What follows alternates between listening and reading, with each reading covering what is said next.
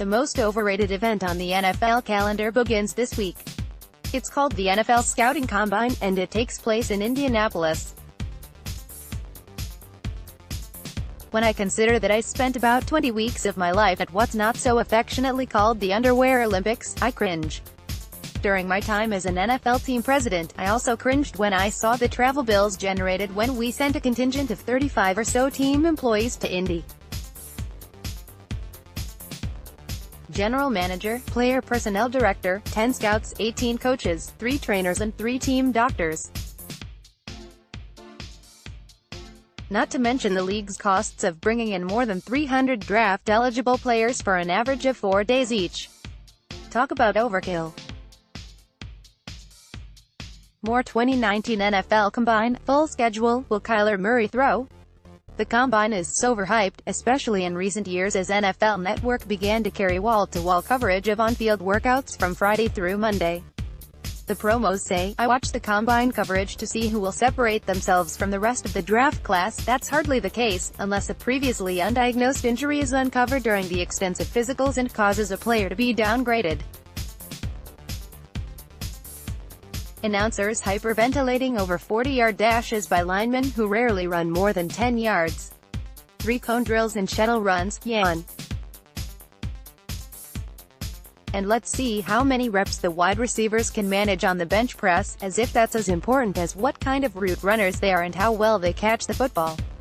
Same for quarterbacks throwing to receivers with no pass rushers or defensive backs in coverage. How tough is that? NFL Combine records, top 40 times, bench press reps, more. I generally feel the Combine is a boring, tedious, expensive exercise. For the coaches, it is in effect a convention with their peers. GMs are more interested in talking potential contracts for free agents with the many agents in town. Those agents are there to support their rookies, but they're just as focused on NFL free agency, which this year begins March 13th. The highlight of the week for me was going to dinner with our scouts at St. Elmo Steakhouse and laughing as everyone sampled their famous super hot and spicy shrimp cocktail. Only 2 elements are truly important at the Combine: the in-depth physicals and the player interviews. The physicals are the first opportunities for teams to obtain accurate medical data on players as opposed to the filtered reports uncovered from their college trainers and coaches. For example, teams will find out whether a player is 6'5", as his college media guide suggests, or actually 6'3". The interview sessions are valuable to an extent, as teams get to know players better. But, again, there's overkill. Players will be visited at their pro days, and then again when many of them are brought into team facilities during the weeks leading up to the draft, another colossal waste of time and money. 2019 NFL Mock Draft, Giants, Jaguars, Broncos find new QBs. Most Combine players are well schooled on interview techniques and potential difficult questions. I know this very well because I do consulting work for an NFL agent group. I am responsible for training our rookies to be on interviewing and intelligence testing.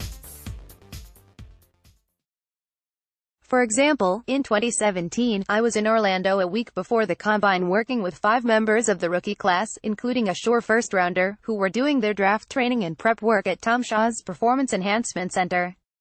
I have our players' 20-point tip sheets on things such as clothing to wear, eye contact, posture, speaking loudly and confidently and avoiding phrases such as, you know, and, like. I grilled them on anticipated questions, on football, family and anything in their past that teams might bring up. I spent 2 to 3 hours with each player, taping the interviews with all kinds of questions, similar to what I heard in these interviews during my GM years. Then we reviewed the tapes, and I gave feedback on their answers and body language. We also have our players take several sample Wonderlic intelligence tests so they get a feel for the types of questions and the time element, 50-question test that must be completed in 12 minutes.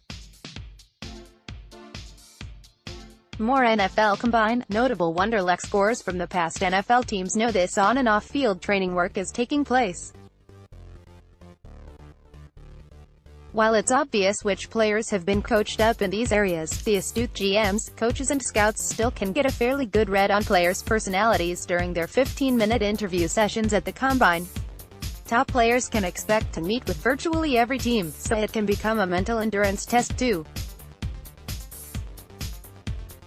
In pre-draft meetings with our scouts and coaches, I would always emphasize the necessity of focusing on how players performed on the field in games during their college careers as opposed to putting too much stock in combine and pro day performances.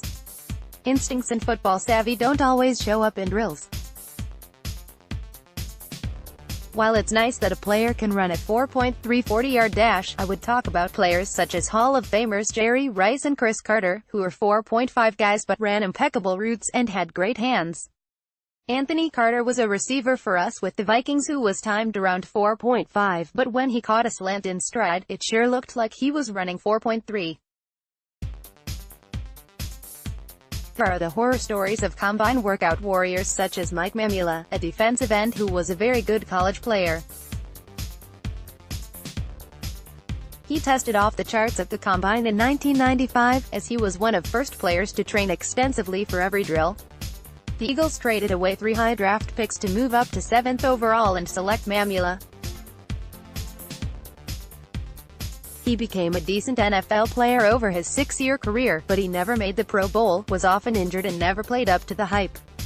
At least, Mamula had big production during his college career at Boston College, 29 sacks over his last 2 seasons. That wasn't the case with wide receiver Stephen Hill, who caught just 49 passes during his Georgia Tech career but ran 4.3 at the 2012 Combine. The Jets traded 3 picks to move up in the 2nd round and select Hill, who caught 45 passes before being released after 2 seasons. More all-time best Combine performances. So if you were unfortunate enough to actually tune in for Combine coverage, don't get caught up in the hype. Remember, it's just a small piece of a big evaluation puzzle. The biggest piece is how a player actually plays in real games. Jeff Diamond is a former president of the Titans and former vice president, general manager of the Vikings. He was selected NFL Executive of the Year in 1998. Diamond is currently a business and sports consultant who also does broadcast and online media work. He makes speaking appearances to corporate, civic groups and college classes on negotiation and sports business, sports management. He is the former chairman and CEO of the Ingram Group. Follow Jeff on Twitter, @JeffDiamondNFL.